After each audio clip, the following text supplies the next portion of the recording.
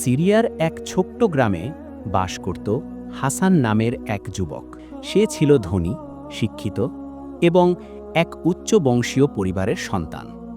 তার ছিল বিশাল ব্যবসা, সম্মান আর সম্পদের পাহাড়। কিন্তু তবুও তার হৃদয় ছিল এক অদ্ভুত শূন্যতা। অর্থে ভরপুর জীবনেও সে খুঁজে পাচ্ছিল না শান্তি। হাসান প্রায়ই ছাদের দিকে তাকিয়ে ভাবত, আমার যা কিছু দরকার আমি অর্থ দিয়ে কিনে নিতে পারি, তাহলে কেন এই অশান্তি? কেন আমার মন এত ভারী? তার স্ত্রী আমিনা দীর্ঘদিন ধরে অসুস্থ ছিল। দেশের নামী ডাক্তার, ওষুধ, চিকিৎসা সবই করেছে হাসান, কিন্তু কোনো ফল হচ্ছিল না। এক রাতে সে আকাশের দিকে তাকিয়ে বলল, হে আল্লাহ, আমি এত টাকা খরচ করলাম, এত চেষ্টা করলাম, তবুও কেন কোনো ফল পেলাম না? সে তখনও অভিযোগ করত, কিন্তু দোয়া করত না, সত্যিকারের দোয়া। একদিন বাজারে হাঁটতে হাঁটতে হাসানের দেখা হলো এক দরিদ্র বৃদ্ধের সঙ্গে। বৃদ্ধের গায়ে ছিল ছেঁড়া পোশাক, কিন্তু তার মুখে ছিল প্রশান্তির হাসি। হাসান অবাক হয়ে জিজ্ঞেস করল, আপনার তো কিছুই নেই, তবুও মুখে এমন তৃপ্তির হাসি কেন? বৃদ্ধ হেসে বলল, বাবা, আমার কাছে দুনিয়ার সম্পদ নেই, কিন্তু আছে আল্লাহর কাছে দোয়া করার সুযোগ। যে মানুষ আল্লাহর সামনে কাঁদে তার তাকদীরও আল্লাহ পরিবর্তন করে দেন। এই কথাগুলো হাসানের অন্তরে গভীরভাবে গেঁথে গেল। সে ভাবল, হয়তো আমি আল্লাহর দরজায় কখনো কড়া নাড়িনি সত্যিকারের ভাবে।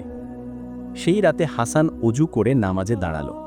প্রথমবারের মতো সে হৃদয়ের গভীর থেকে দোয়া করল, হে আল্লাহ, আমি ভুল করেছি। আমি ভেবেছি অর্থই সব কিছু, কিন্তু আজ বুঝেছি সব কিছু তোমার হাতে। আমার স্ত্রীর জন্য রহমত প্রেরণ করো, আমাকেও হেদায়েত দাও। তার চোখে জল এসে গেল। সে কাঁদল অনেকক্ষণ।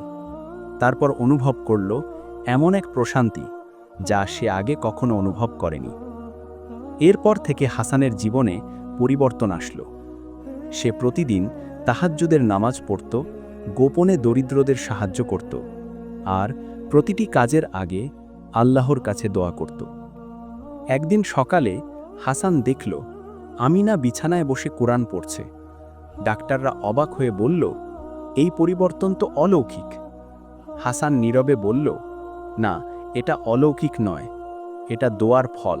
তাকদীর আল্লাহর হাতে, আর আল্লাহ চাইলে তাকদীরও বদলে দেন। তারপর হাসান তার ব্যবসার একাংশ ব্যয় করল দরিদ্রদের জন্য। গ্রামে তৈরি করল মসজিদ, মাদ্রাসা। মানুষ জিজ্ঞেস করত, তুমি তো আগে অহংকারী ছিলে, এখন এত বিনয়ী হলে কিভাবে? হাসান মৃদু হেসে বলতো, আগে ভাবতাম সম্পদই আমার শক্তি, এখন জানি প্রকৃত শক্তি হল আল্লাহর দরবারে কাঁদার ক্ষমতা। একদিন এক তরুণ এসে জিজ্ঞেস করল, চাচা, আমি অনেক পরিশ্রম করি, তবুও সফল হতে পারছি না, দোয়া করব নাকি চেষ্টা বাড়াবো? হাসান তার মাথায় হাত রেখে বলল, পরিশ্রম করো, কিন্তু মনে রেখো, তাকদীর সম্পদ বা চেষ্টা দিয়ে নয়, আল্লাহর কাছে দোয়া করলেই বদলে যায়। দোয়া হলো বিশ্বাসে প্রাণ, আর বিশ্বাসী মানুষকে অলৌকিক শক্তি দেয়। কয়েক বছর পর নামাজ পড়ার সময় হাসান পরপারে পাড়ি জমালো। তার মুখে তখনও ছিল সেই পরিচিত শান্ত হাসি। মানুষ বলতো, হাসান এমন এক শিক্ষা দিয়ে গেছে যা সোনার থেকেও মূল্যবান।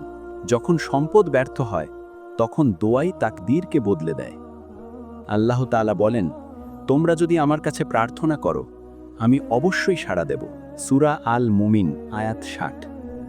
প্রিয় দর্শক, এই গল্প আমাদের শেখায়, জীবনে যত কষ্টই আসুক কখনো আল্লাহর রহমত থেকে হতাশ হয়ো না। দোয়া হলো সেই দরজা যা বন্ধ তাকদীরকেও খুলে দিতে পারে। তাই আজ থেকেই আমরা আমাদের প্রতিটি প্রয়োজনে আল্লাহর কাছে সবসময় চাইব।